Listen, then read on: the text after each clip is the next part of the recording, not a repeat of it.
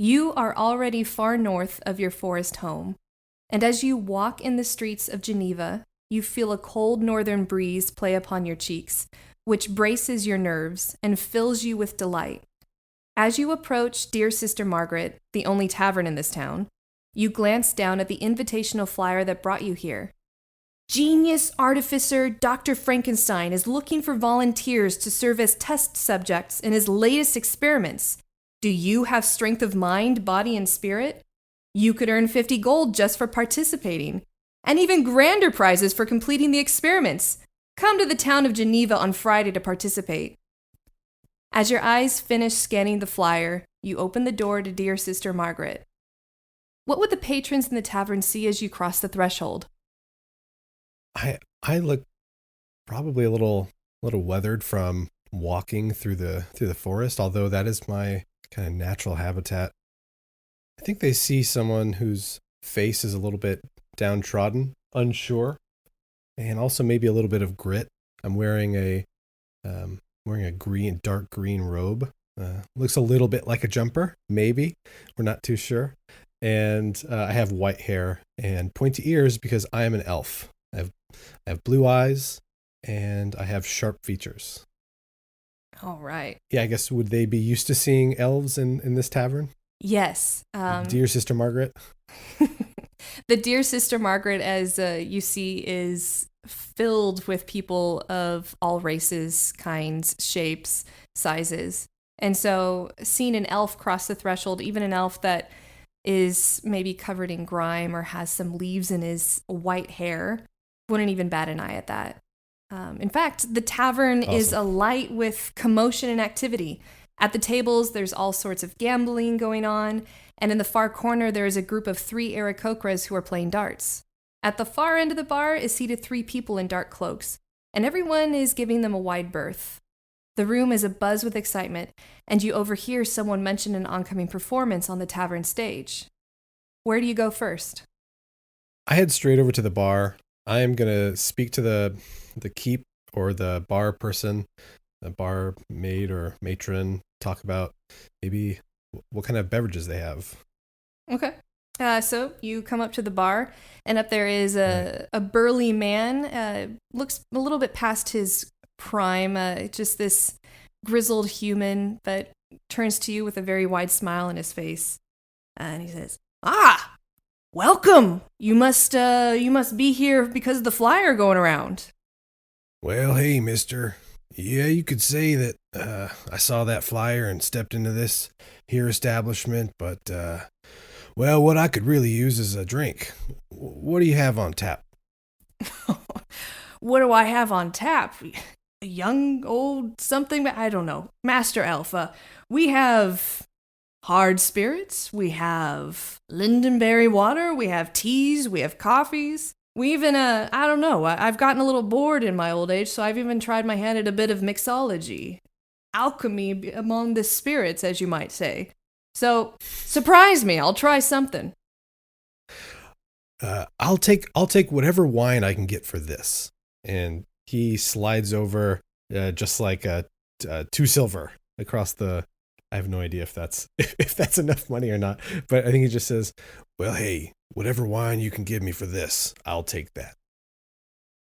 He puts his hand over it, slides it to him, looks at it, smiles widely. He's like, "You betcha." And he hands you a glass of this gleaming red mulled wine, which is perfect for the bracing cold that is now starting to develop outdoors. Awen takes a big drink of this mulled wine, kind of inhales. "Well, what did you say your name was again?"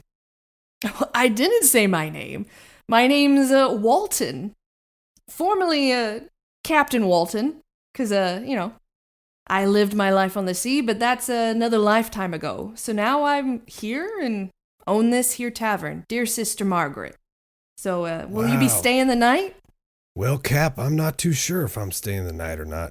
You tell me, what's the deal here with this flyer? You know who this is? Dr. Frankenstein? I mean, we all know of him.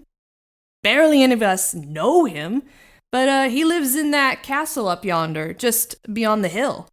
kind of a looming over this whole, I don't know, city, town, depends on where you've been. Some people call it a city because it's kind of medium sized. Others call it a town or a village because, they feel like they're a little bit big in the britches. I think it's pretty nice here. It looks like an establishment to me. He come from good stock? You trust him? I mean, he brings me good money by bringing people into the town for this experiment, so yeah, I trust the money he brings in. But like I said, I never met the fella. All right. Fair enough. And I walk away. Okay. As you I go to sit in the back corner. In back corner. Ooh, always a good idea to sit in the back corner. Quick question. So like when he was talking, I'll go talk to the bar matron or maid, and then you came in as the grizzly guy. Would that have been an opportunity for me to step in and tease him for assuming it was going to be a woman? Or are we being serious at this point and I shouldn't improvise? Oh, yeah. No, you should totally. I shouldn't break the fourth wall. Okay. You can I wanted break to the make fourth sure wall. I told. Yes. All right. Then I retroactively tease Aaron for assuming it was going to be a bar matron. No, I didn't want to assume. I didn't know what's the guy's version of a barmaid. I thought it was matron, but apparently it's both. No, female, you did it right. It was just so funny. Like, it's a maid or a matron. She was like, a grizzly man pops from behind. I was like, oh God. Oh God. So as you step away from the bar to find a cozy backspace, we go back outside with our camera and we see that Adam, you are making your way into Geneva, and now the sun is still visible, its broad disk just skirting the horizon and diffusing a perpetual splendor. As you enter the tavern, even though I mentioned earlier that this is filled with all sorts of people, well, at the sight of you draw quite a few curious stares, including that of Awen. Why would they take notice of you? Probably because I'm a 7-foot robot, so that's probably number one. So I bet he would be. I'm assuming the doorway probably isn't 7 feet tall. So my character, this pretty much like black steel, very gangly, long gangly robot with a large collar behind his head that's adorned with a bunch of flowers and herbs, a bunch of colors kind of smattering behind his head, like almost like a halo, growing out of his own machinery, kind of built into his body. So yeah, he's probably lurching in under the doorway and standing up. And as soon as he looks up, I'm sure he would notice everyone's eyes looking at him and would feel a little embarrassed. In fact, it kind of like dies down for a few seconds, and Walton, who is doing the usual barkeep thing of dusting out a glass for the next 5 minutes with nothing else to do, kind of stops. He's like, well, aren't you a sight over there? Welcome. Seen it all today. I've seen it all today. And he just like starts to turn away and he's like, I'm over it already. But you, and your character's name is? Bertram. Okay. So you, Bertram, where do you decide to perch up? Now that some of them are still staring, others though are pretending not to stare, but really looking out of the corner of their eye, and still others are too interested in their gambling or their drinking to really care too much. Yeah, I think since someone's already addressed him, and it looks like someone with some authority in this place, I think I would make my way over to the bar as well, probably knocking into people as I go, maybe like nudging them with like a knee to the back of the head or something like that, until I get up to the bar. And I think if I looked at the stool and seeing how like dirty and kind of dusty it is, I think I would pull out a little handkerchief from my breast pocket and would give it a little bit of dusting and put it back in my pocket before I sit down. Excuse me, my good sir. Might I trouble you for a tall glass of your finest water, please, and thank you. Wow, aren't you just the gent with all the manners? You just want you drink water? You don't like have oil or I don't know. Oh yes, exhaust or water is yes. good for you. There's oil amongst other things inside me, but the water isn't. No, it's not. It's not for me. I don't take the nourishment myself. It doesn't sustain me. It's for my flowers and herbs behind my head. I'm sure you've noticed them. So how? I mean, sure. And he's in the midst of this, just taking the glass, and there's just a spigot to the side, and you can see like it's not distilled, it's nothing special. He just is basically putting tap water in there, and as he's filling it with tap water, he's like, "So, what do? You just toss it over your shoulder at the fellas growing around you, or how do you water that?" Oh, hang on, sorry, it got a little bit there. Here you go, and he hands it across to you after kind of tipping the overflow onto the side of the bar, where he will then later mop it up and use it to clean that area of the bar. Oh, my simple fellow. No. I still drink it. It still goes down. I think it would look a little bit odd if I just threw it over my shoulder.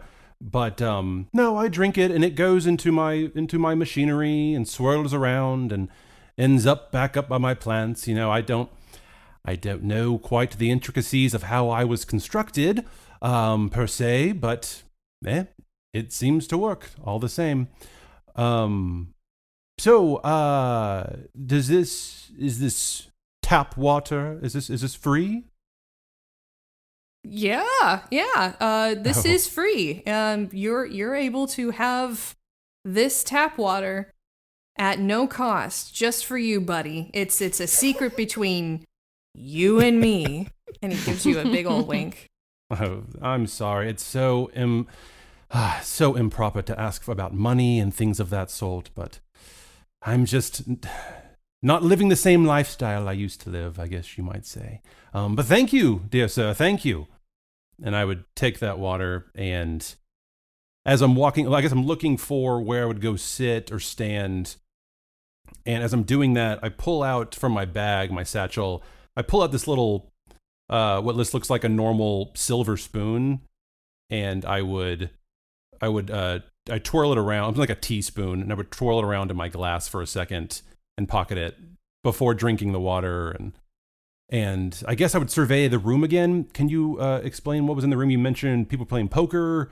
Some sure, yeah. There's some gambling tables to the side, closer to the entrance.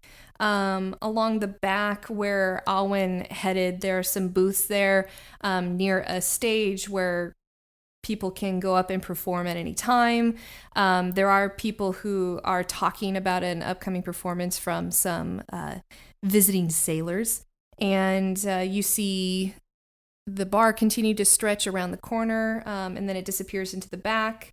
There are stairs to the side, which would possibly lead upstairs to rooms if you decide to rent one for the night. And of course, yes, there's a back area with more games. And I did mention there are 3 Aarakocras playing darts there. Oh, they're playing darts. Okay. I guess I'll stop there for now. I'll go stand over by the Aarakocra, and I'll just kind of observe quietly off to the side, observing their game as they're playing darts. Okay. So, Kimmie, all this time, you have remained in the recess of a corner booth, squeezed between the stage and the side door leading to the upstairs rooms. You have been gazing at this wonderful and stupendous scene of people of many different races talking excitedly about tomorrow's experiments and the rumored grand prize of a personalized creation of your choice made by Dr. Frankenstein. With your trained eyes of a thief, you see nobody stealing, nobody threatening, just pure curiosity and well-being, which is something so foreign to you this past year. Although nobody seems to have taken notice of you. Indeed, the very booth that Awen chose to come and slink back to is the very booth that you're sitting in the back of. He still hasn't noticed you in the shadows. But if he were to look your way, or anybody else, what would they actually see? He would see someone who is not comfortable in their own skin. Someone kind of slight, short, blonde hair that was definitely cut. It's short and cut well, but I clearly don't know how to style it, so it's just messy. I'm in traveling garb with light armor. And I'm just watching. Just watching. Okay. Just watching. Well, howdy, friend. What you doing back there in the dark? Watching? It's a good group to watch.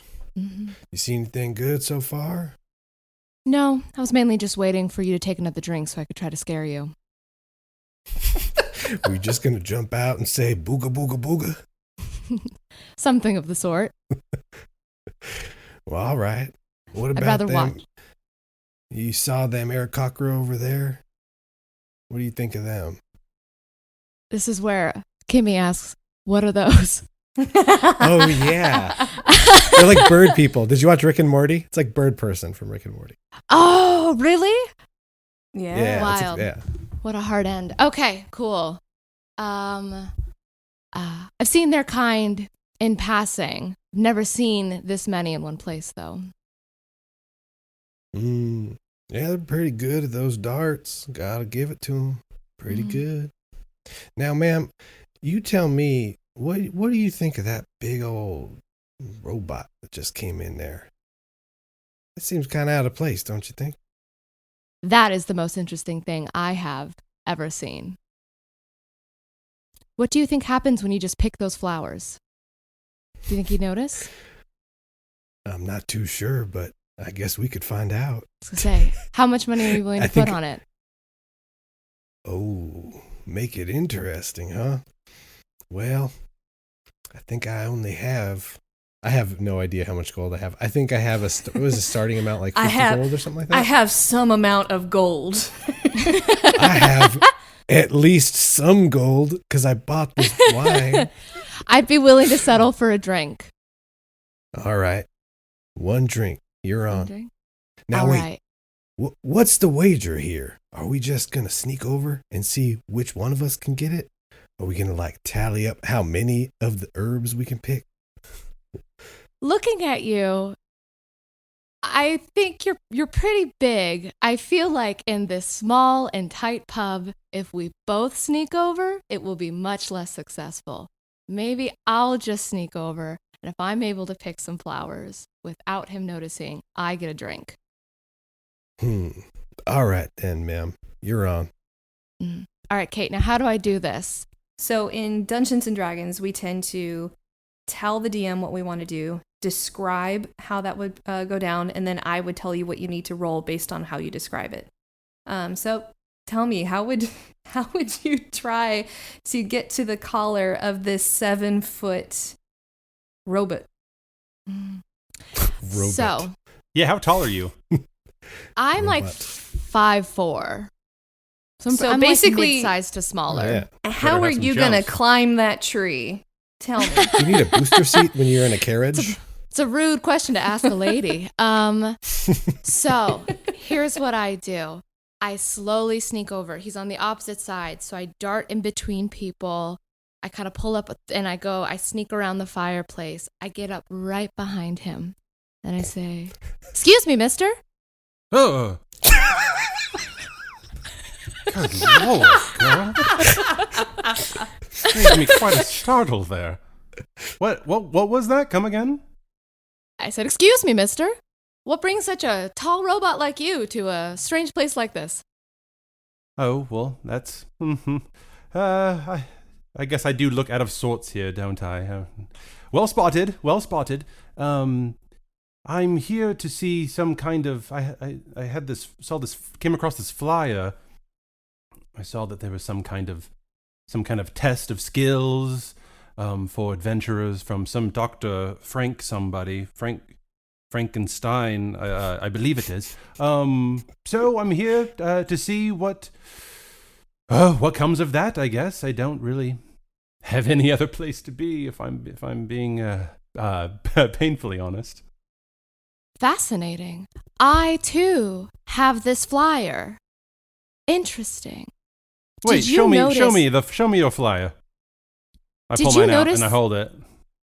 I pull This mine the out same as well. flyer? I pull mine out as well, and I say, "But did you notice the secret symbols on the corner of this flyer. Like they're very slight, but did you notice the secret symbols on this? And then I pull it over and I hold it like between us so we both are kind of faced and looking. And then I use sleight of hand. It's so good. I use sleight of hand to pull around. I'm short, but he's bending down to look at it, and I use sleight of hand to pick a flower. Does it work? What do I do? All right, Kimmie, you're going to do 2 rolls for me. First, you're going to roll deception to see if that even works to get him to bend down. And then you're going to roll sleight of hand if that does succeed. Okay, so I use the 20-side die, correct? Mm-hmm. Yep. And then for you, your deception is a +5. Mm-hmm. Whoa. Mm-hmm. I definitely looked at what my higher numbers were. Okay, hold on. Smart. Yep. I got a 7. So 12? Or was it a 2? Did you roll a 2 plus 5? Plus. I rolled a 7. Okay, so 7. Okay, so then you add your modifier. So you rolled a 12. 7. No, okay, in this case, that was enough. He's still not completely believing you, but I would say that this is enough to get Bertram to start to bend down to look at exactly what you're trying to show him. So now you're going to roll sleight of hand, which is a good bonus. Perfect. And then I'm going to, while I'm doing all this, I'm talking about my experience with secret symbols and that they were really small, but blah, blah, blah. And then I roll, and I get a 5 plus 8, so that's 13. That was embarrassing how long it took me to do that math, but I rolled 13. Welcome to the mental math institution of being bad at it. I'm going to get so much better playing this. You do. You successfully pick a flower from his collar. Ooh. Now, as soon as you get that flower, and he hasn't noticed, what will you do? So I take the flower, I immediately slip it behind my ear, push my hair in front of it, and then I can count on my little mouse Pip to crawl up and grab it, because we've done this before. Whoa, Pip. Pip is my mouse. P.S. There's a mouse. There's a mouse. P.S. Should I? Wait, this is just like little mouse homie just hanging with you? Can I roll? Can I roll to see if I notice the mouse? Yeah. Oh no, I didn't mean I brought another element. I didn't think about That's this. so good. Is that roll perception. He's like crawling up behind my neck. Like Pip crawls up behind my neck and grabs the flower. Why would you notice that? Don't worry, it's only a 10. Right. No, that would. My rolls are terrible, by the way. So do whatever you want.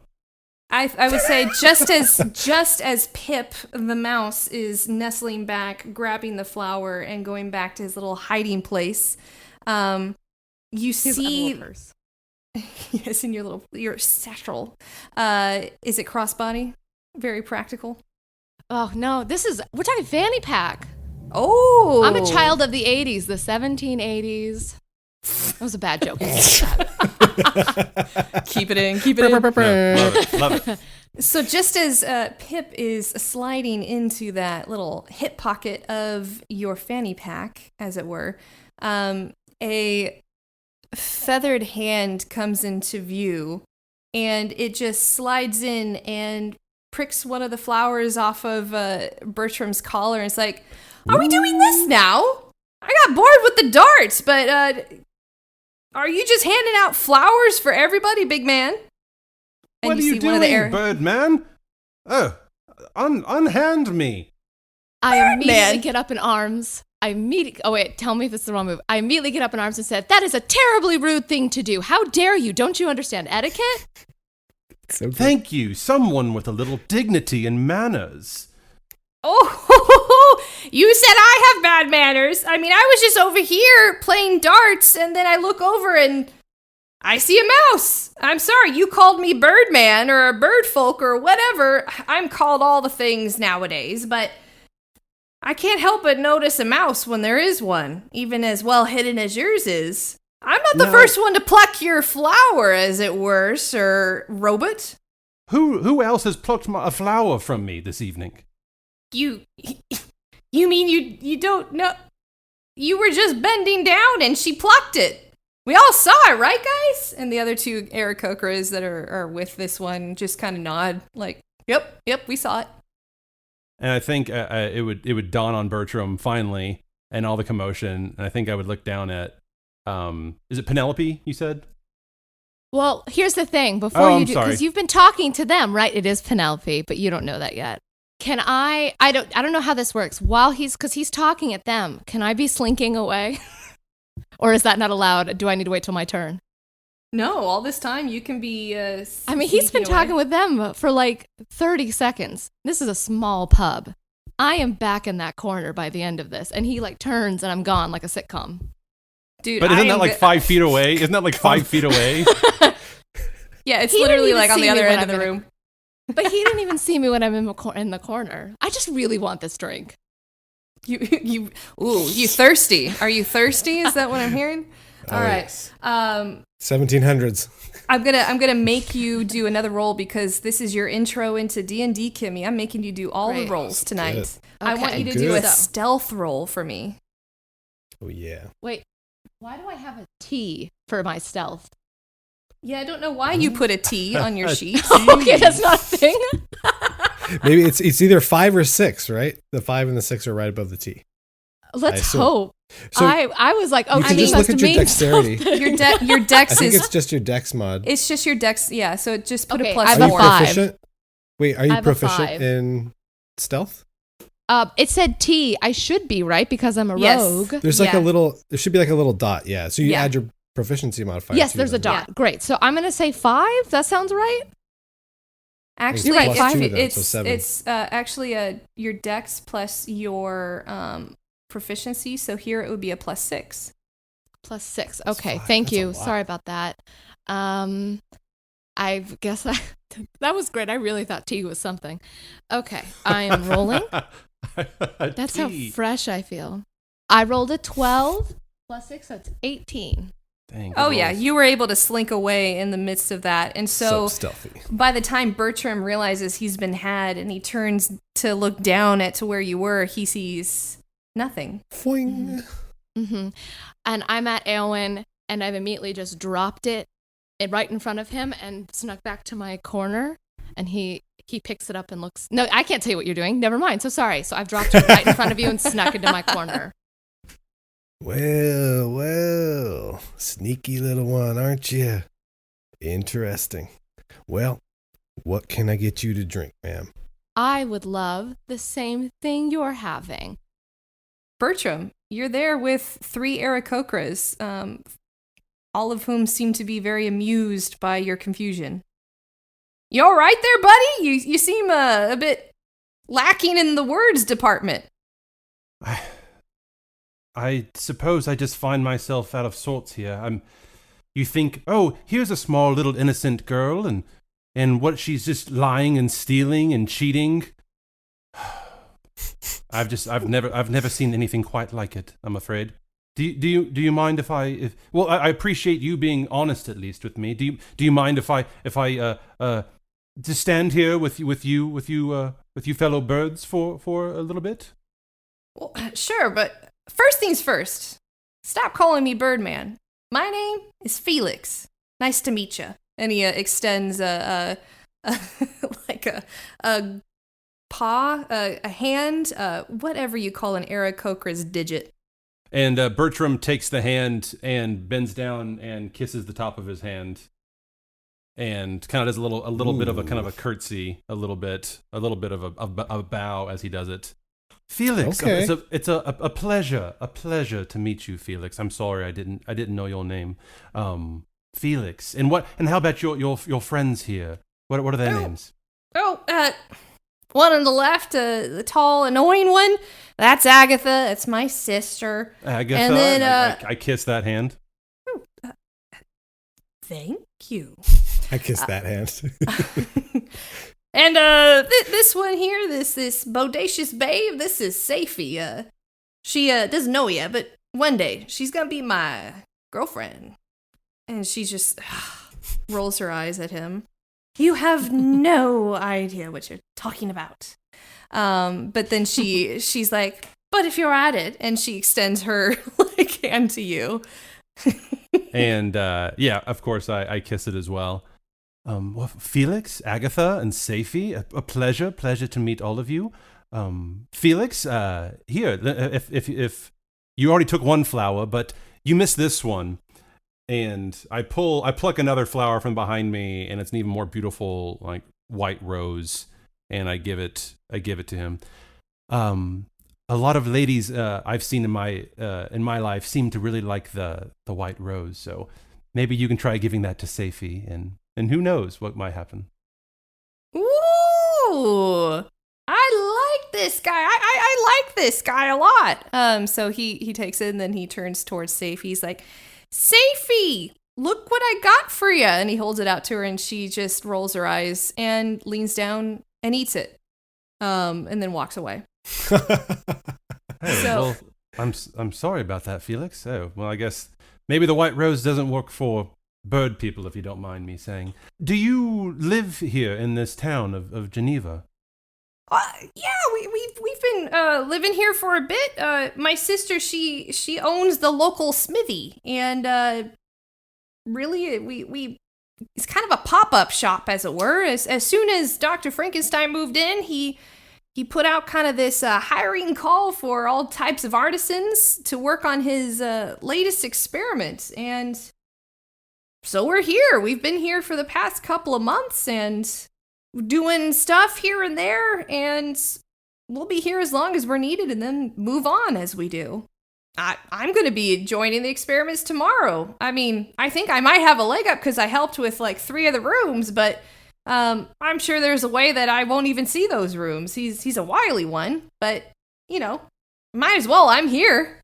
Oh, so there are rooms and different rooms, you say? Oh, interesting. Mm-hmm. Anything else you might you can share about this Frankenstein fellow and maybe what we have in store for tomorrow?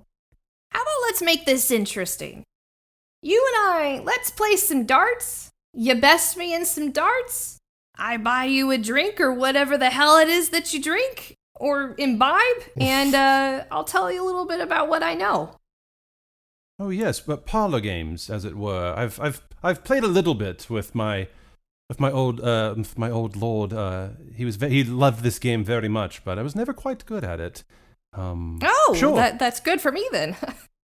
All right. So you guys are gonna be playing some darts now. In fantasy darts with dice, we're gonna just make it pretty simple. You're gonna make a ranged attack roll. Which will be your dex modifier or your dexterity modifier, 3 times. And whoever has the higher overall score, let's just say they won that round. Gotcha. Okay, so it's 3 d20s? Yeah, so you're going to roll 3d20 with your... And you're a +0 on ranged attack. Yep, my rolls have not been good so far. Okay. You got this. 25 plus 14.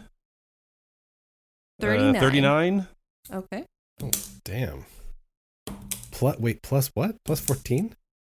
25 plus 14? Is that... Yes, 39, right? Ooh, and he got a 36, so you won the first round. Let's make a few more rolls, see how this round goes. Here you are, ma'am. Now, what did you say your name was again? My full name is Penelope LaRoche Vanderhoot. Friends call me Penny, so you can call me Penelope, and if we become friends at the end of the night, we'll see where we stand. All right. The two of you, Awen and Penelope, as you're sitting there having your discussion and your mulled wine together, you notice that at the stage nearby, some people in really all I can describe as sailor garb come through, and they start to set up on the stage with varied musical instruments. There's like 5 of them setting up on stage, and one of them, a tiger-striped tabaxi, kind of stringing a harp to the side, is the closest one to you. And she sees like the flowers out of the corner of her eye, and she kind of looks over you. It's like, hey, you got a good seat. You here to watch the show? And a tabaxi's like a cat person. Mm-hmm. And she's talking to me? She's talking to both of you, yeah. Okay. Maybe. No, I'm just here for the mold wine, to be honest with you. I'm here for the show. Huge fan. Been following your guys' career for a while, actually. Never met a sailor I didn't like. So I knew I had to be here tonight. Really? Really? A sailor you didn't like? Name's Millie, by the way. Who are you guys? Hi, Millie. Name's Penelope. Hi, My Penelope. name is Awen. Hi, Awen. Well, yeah, me and my crew over here, we're just going to be playing some background music, because why the hell not? And hopefully you guys like it. I think with that going on and seeing like the musicians come in too, I think I would kind of follow them as they kind of catch my attention. These sailors walking in, and I look over at them, and I think I would catch Millie or one of them talking to the girl who stole from me, and so I would say, "Oh, Felix, I'm sorry. 1 second, I'll be right back. I need to do something real quick." Don't you run out on me. And so I lumber over to the two ladies. Pardon me, Bod. Hi, mister. I Nice just to see think- you again. I just think you should know the sort of person you're dealing with here. This person right here is a thief and a liar. They are just no good. I don't think you should be. You should watch your bags and your goods and your instrument whenever you're around this lot right here. Oh, mister. What's making you say this? I had a lovely time Bertram. chatting with you over there. You may call me Mr. Bertram, young lady. Sure thing, Mr. Bertram. At this point, Bertram has just turned his face away from her and is blocking her out and is looking at the bard. Excuse me. Again, just watch your things. This one over here cannot be trusted. And now you have been warned. She's going to go on about knowing all kinds of symbols and other kind of deceitful things. And when your back is turned, something bad will happen. I'm sure of it. And Awen walks up next to Bertram. Well, I've never seen anything like you. You are magnificent. Has anyone ever told you that? Wonderful. Why, yes, one person did at one point in my life. Thank you. What did you say your name was again, Mr. Bot? Mr. Bot? Mr. Bot. It's Mr. Bertram. Bertram. And your Bertram, name is? Mr. Bertram Bot. Well, my name is Awen. Very nice to meet you. And you too, sir. You too. Miss Bard here. I look forward to your music, and I guess I'll be seeing you two tomorrow night. Or tomorrow morning, Mr. Bertram, don't be frustrated with my nice friend Awen here, who is just trying to help me out. And then I kind of click, and then Pip comes out with the flower that you made everything else disappear. Oh, but a rat! The real flower, I imagine And you wouldn't disappear. I want to go and try Nope. I want to go and try and smash the rat because I think it's a pest. Oh yeah, no, Ew. but I jumped back. Ma'am, watch out! There's a rat here. And I try and No. slam. Not- I slam my fist down the table. I want you to make an attack roll, please. Oh, damn. Already? Holy crap. Watch out, Rip Pip. If Pip dies, That was a mighty 3. Oh my God. Yeah, you definitely whiff on that Hey. one. Pip is quick enough to dart out of the way. But I keep trying to like smack it. I'm like, oh God, these pests are everywhere. I swear. Mr. Bertram, please, that is not a pest. That is my friend. And if you hadn't immediately gone up in arms about him, you would have seen that he brought you something. And then Pip pops up again with the flower in his mouth. You have friends with the rat? It's not a rat, it's a mouse. For some reason, we like them more as a society. So I think you should open your heart to it. All right, your pet mouse. I guess that because that makes it a whole lot better. Apparently, what is that in its little mouth? I guess. This is your flower, and I'm very sorry to have taken this from you. I do not have much money or opportunity, and so a bet was struck so I could get a drink. But Mr. Awen here has been nothing but trying to defend a new friend Awen, you can call me Penny now. And I just think you shouldn't hold it against him Cha-ching. for showing loyalty to someone. And I, in a measure of goodwill, want to return to you what is yours. And fun fact, he can make those come out of anywhere. So if you need more, he's the one to ask. And I'm talking anywhere. Well, Madam, giving me back a flower that you already stole, that's already withering in the mouth of a mouse, isn't as much. I might need a little bit more of a kind gesture. If your friend here, Awen, was it, sir? Well, yep, that's my name. My friend over there, Felix, if you could go over there to him, perhaps you could say that I sent you over there because you heard that he was courting some fine Aarakocra lady friend of his, and perhaps you could give him a whole bunch of flowers using your spell that you have. Maybe you can give him some flowers to give to her. Will that make it right? If that makes it right, then I'll go over there right now. Thank you. And Yeah, if I'll I may join your table then, because I do not know anybody here, like I said, it would be nice to chat with some people here. Well, Mr. Bertram, you're in luck. I tend to think you're fascinating and would like to be your friend. So please make yourself at home. I pull up a chair.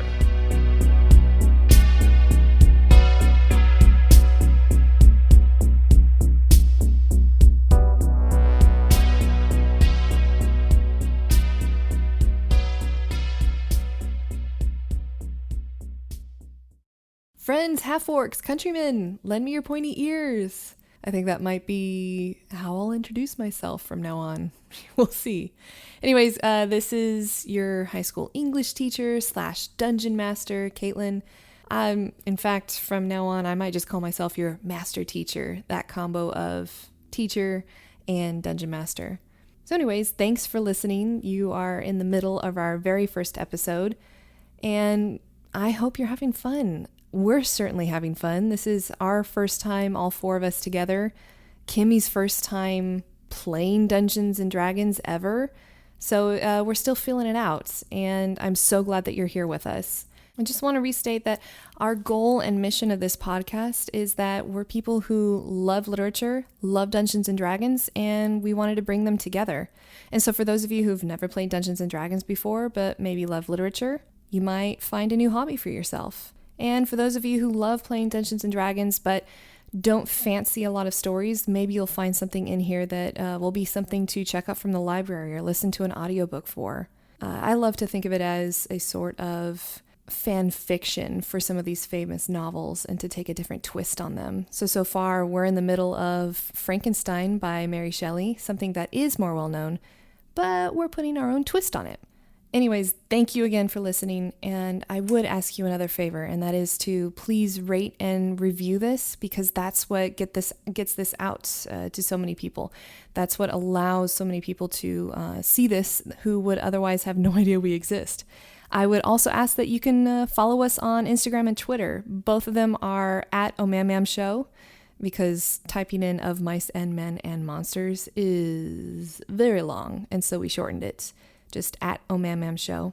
And you can go on both of those to find updates, give us feedback, even give us ideas for items I can incorporate into the stories, new characters or NPCs, books even for me to create adventures centered on. All I ask is that those books do exist in public domain, so they have to be a little bit old, but I want to see books that are not just the typical written by a dead white dude, but books that are written by women, books that are written by people of color, books that are maybe not as well known. And that way we can expand so much more in this world story that we're exploring together. Anyways, that's all I'm going to burden you with now. Thank you again so much for listening to us. And now, back to the show.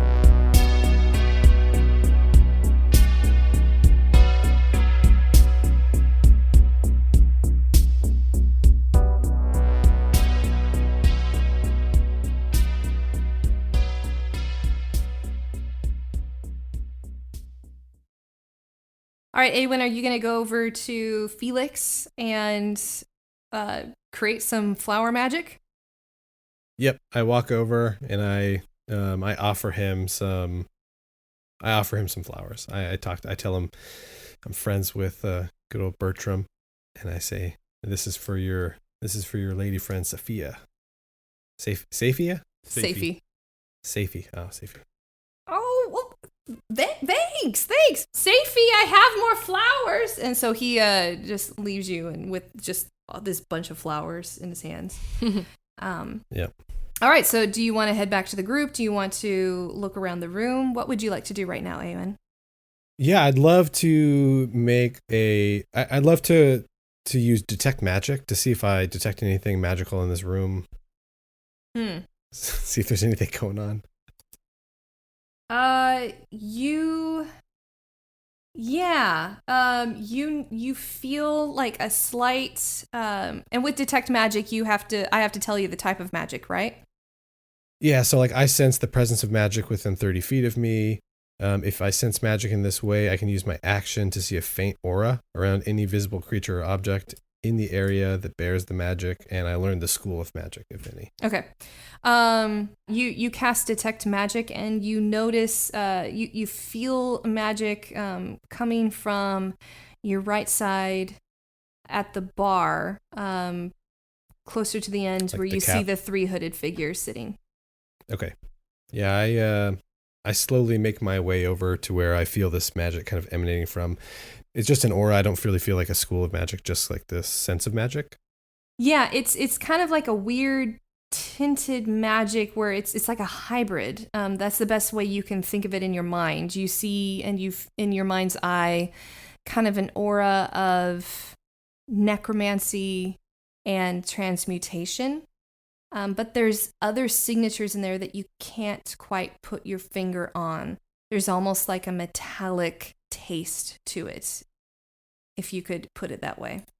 Yeah, I think I walk past them and kind of circle back and go over to the table to Bertram and Penny. Okay. At this time, Millie has left the table and she's with her peeps and they're playing instrumental music in the background, kind of a lot of sea shanty type music, and what we would see is like the equivalent of like a cover band, so cover songs of popular, I guess, tunes. Come on, Eileen. Yes, definitely. Popular sea shanties. Yeah. Everybody loves those. I mean, I love a sea shanty. One of my favorite Fly the Conchords songs is sea shanty. Anyway, let's do this. Like a dirge. So as the cheerful music is picking up in the background and some people are starting to dance and sway in front of the platform that is being used as a stage right now, you come back with this kind of like uneasy feeling, Awen, to your 2 compatriots, 2 people that you know better than anybody else in this bar, which is not that well at all. But at least you're starting to create a home base. Y'all see those hooded figures over there? 3 at the bar? Bertram turns his whole 7-foot body and very apparently just turns like, who, those guys?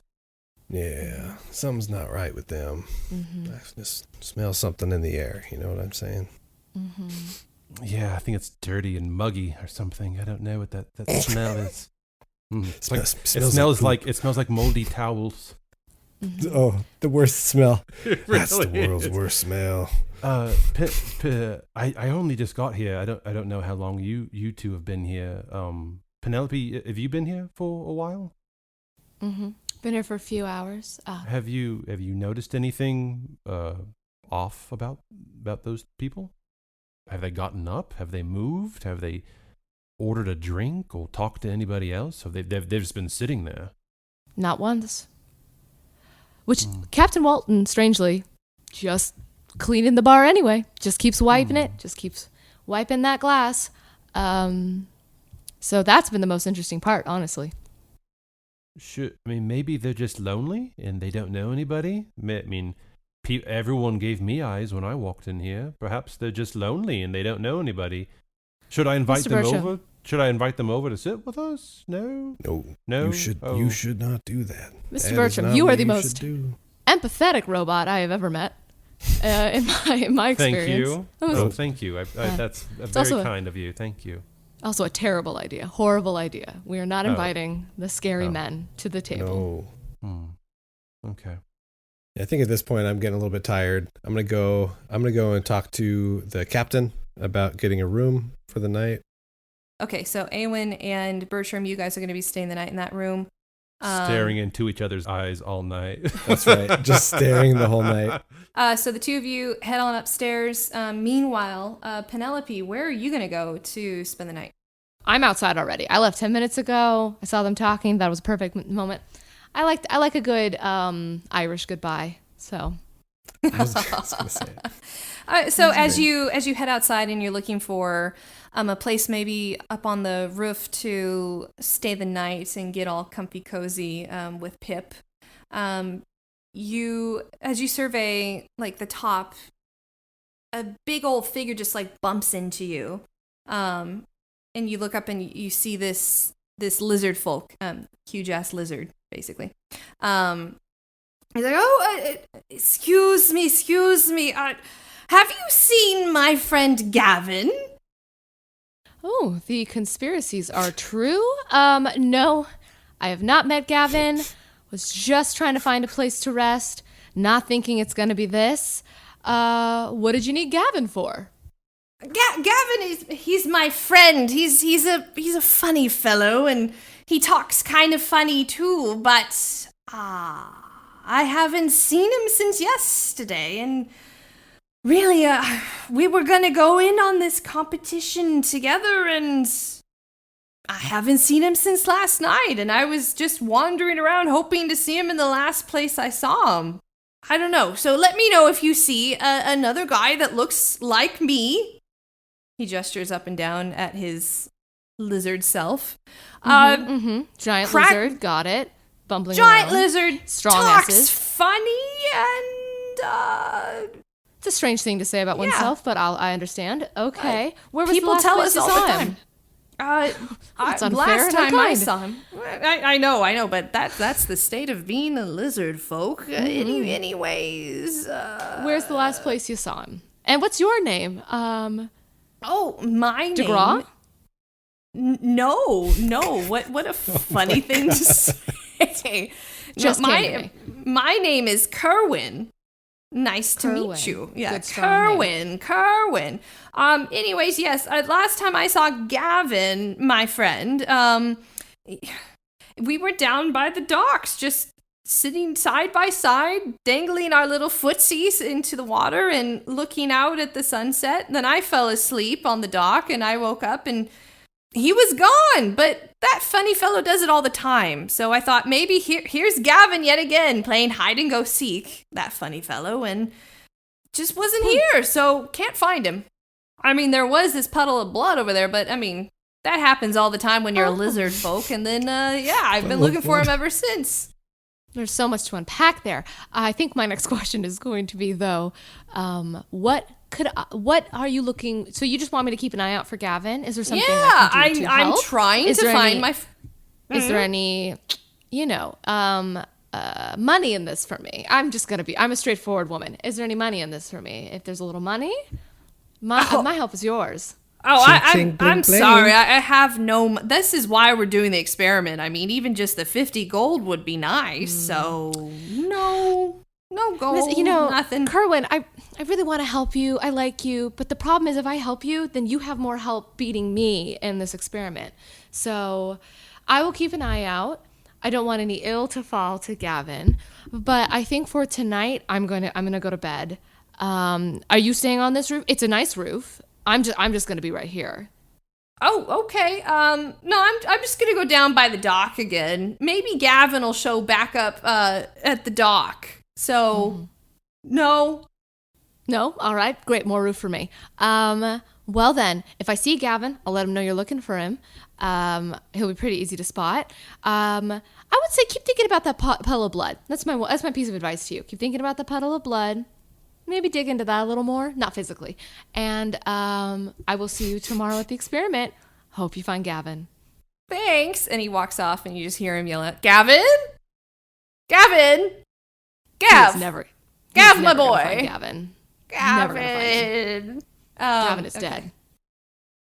At noon the next day, a programmed illusion of an unassuming elven man blinking behind a pair of large, glowing goggles and gracefully holding a cup and saucer appears in front of the tavern to give the rules. Hello. Welcome to my experiment. I am Dr. Frankenstein. As you can see behind me in the ground, and he lazily draws his hand in the air. And as his hand is drawn in the air, you see in the dirt behind him a glowing line appears, as if it's a starting line. In the ground, here is basically your starting point. But before you cross it, just a few things to know, so that by crossing the line, you are assenting to this experiment, and therefore saying, yes, I will join. First, Terms of service. basically, I have no dotted line for you to sign, so I just have a glowing line for you to cross instead. But first, if you participate, I will pay you 50 gold. If you complete the experiment, which is a maze, I will give you 700 gold. If you are the first one to finish said maze experiment, you will get a tailor-made bespoke creation of your choice, but only for the one who finishes first. The rules are simple. Rule 1. Once you cross the starting line, the experiment begins. Rule 2. Be prepared for combat. Failing a level results in immediate disqualification. Death also disqualifies you. And Rule 3, as I mentioned before, first one to finish wins. I do not split or go halvesies or share. There's only going to be one winner. But feel free to join up together, then wait till the end and then betray. I don't care. I'm just, you're helping me with his experiment. Anyways. Frankenstein out. And it just, all of a sudden the programmed illusion just drops the mic. Programmed illusion stops. And you see, on either side of you, on that dirt path, in front of this glowing line, you see other competitors have come. You see Felix there, kind of jumping up and down, looking so excited. You see Millie, kind of just checking her nails with one hand and kind of doing a fun in between her fingers tossing around of this brass orb in the other. You see a goblin competitor, 2 humans. You see Kerwin still yelling out for Gavin. No one's with him. And really, that's it. So it looks like it's you guys plus a handful of other competitors for today. Quite a few of them cross the line, and they have a running go at it as soon as the programmed illusion of Dr. Frankenstein goes away. What do you guys do? Do you cross the line, or do you stay? I would immediately look around and kind of raise my hand. I'm sorry. Did he say death? Did he say death? Millie chuckles. Well, I think he did. Yeah, Millie chuckles. She's like, of course it's death. What'd you think? Oh. It's 50 gold.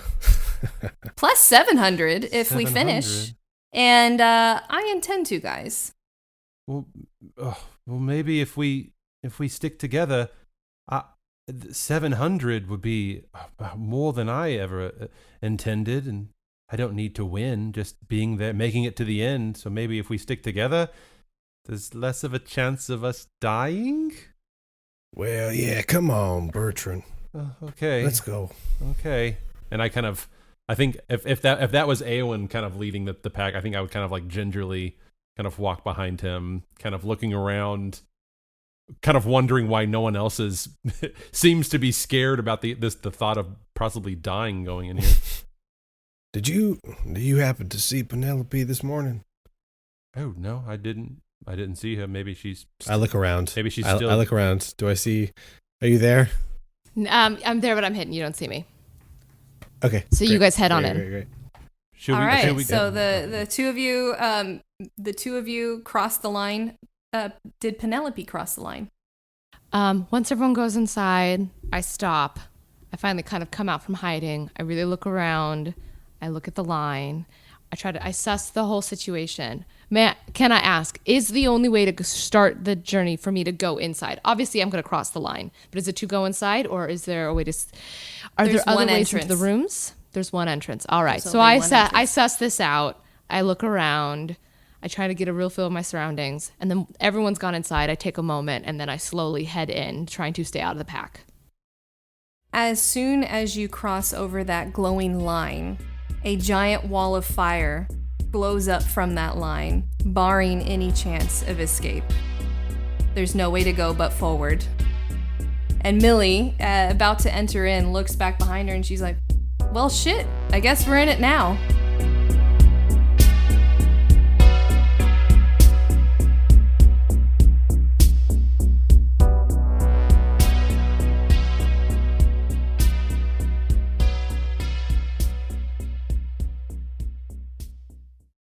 You guys reach the entryway to the experiment, and you can see the competitors in front of you, because yes, now you can call them competitors. There is a competition at stake.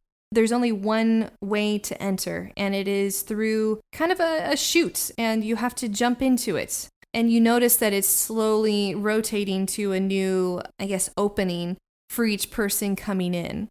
Really, people have to go in single file. So even though people were running toward it, now you're kind of waiting in line. And as you're in line, you notice Penelope come to the back with you guys. So what do you guys think about this shoot? Is this a head first or a feet first situation for you guys? I would say before any of the three of you jump in, Millie's going to hold out her paw, and she's saying, wait, let's look at this, guys. Would you guys take an investigation, roll investigation for me, please? That's 13. I got 2. 18. 18, Nice. okay. So I would say, Penelope, you recognize that there are some runes around the edge that you didn't notice before. And they are you happen to know, even though you can't read it, you know that this language is celestial. Millie would notice this as well, and she's like, this gives me an idea. I've seen this before.